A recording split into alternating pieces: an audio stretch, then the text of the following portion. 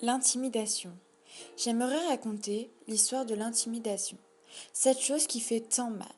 L'intimidation détruit des millions de vies chaque année. Il y a deux sortes d'intimidation. Il y a l'intimidation verbale et l'intimidation physique.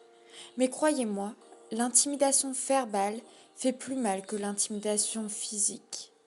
Si vous saviez toutes les personnes qui se suicident à cause des gens qui font ça.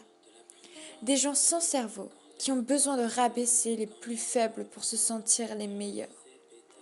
Mais laissez-moi vous dire que ce sont les personnes qui intimident les autres qui sont faibles. C'est immature de votre part. Mettez-vous 2 secondes à leur place, la boule au ventre qu'ils ont le matin quand ils se lèvent, parce qu'ils savent ce qui les attend. Ils ont tellement l'habitude. Vous n'avez donc aucun cœur. Imaginez 2 secondes que c'est vous à leur place. Toutes les paroles que vous leur dites, ils les encaissent tous les jours sans rien dire. Simplement le soir, ils évacuent en pleurant, en se mutilant. Pourquoi ne pas les laisser vivre comme ils le veulent? Non, en fait la vraie question c'est pourquoi les intimider eux? Ça pourrait très bien vous arriver à vous. Vous ne voyez donc pas les conséquences que ça a? J'ai jamais compris pourquoi l'intimidation existait. Non, je comprendrai jamais. Pourquoi vous vous acharnez contre eux alors qu'ils n'ont rien fait? Ils sont juste différents de vous. Enfin non, le mot différent n'est pas approprié. Ils ne sont juste pas comme vous. Ils ont juste un truc en plus ou en moins. Pourquoi en prendre des proportions énormes? Vous faites juste pitié.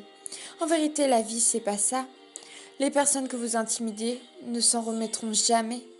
Toute leur vie, ils penseront à vos paroles ou vos coups. Des millions de personnes ne s'accepteront plus jamais, ne se regarderont plus dans le miroir. Ils repenseront à vos paroles. Alors ils se trouveront laids, grosses, trop petits ou trop grands. Alors ils iront se cacher par votre faute, pendant que vous vivrez votre vie tranquille. Vous vous soucierez plus des personnes que vous avez blessées, humiliées devant des centaines de personnes. Non, vous y penserez plus. Comment faites-vous pour vous regarder encore dans le miroir? Faut me le dire? Parce que je ne comprends pas. Vous devriez réfléchir avant d'agir. Pensez au mal que vous pouvez causer autour de vous. Vous n'imaginez pas la souffrance que vous faites, alors qu'on est tous humains. Seulement, je parle que des gens qui humilient. Mais je parle aussi des complices, ceux qui ne sont pas d'accord avec tout, ça, mais ne disent rien. Ils ont tellement peur. Mais la peur n'est rien à côté des vies sauvées. Pensez aux vies qui seront sauvées. Pensez à toutes ces personnes sauvées. Pensez à leur sourire. Pensez tout simplement à leur vie. Vous aurez aimé qu'on le fasse pour vous. Alors faites-le pour les autres, bordel. Ce n'est pas votre vie qui est en jeu, mais celle des millions de personnes. Alors dénoncez l'intimidation.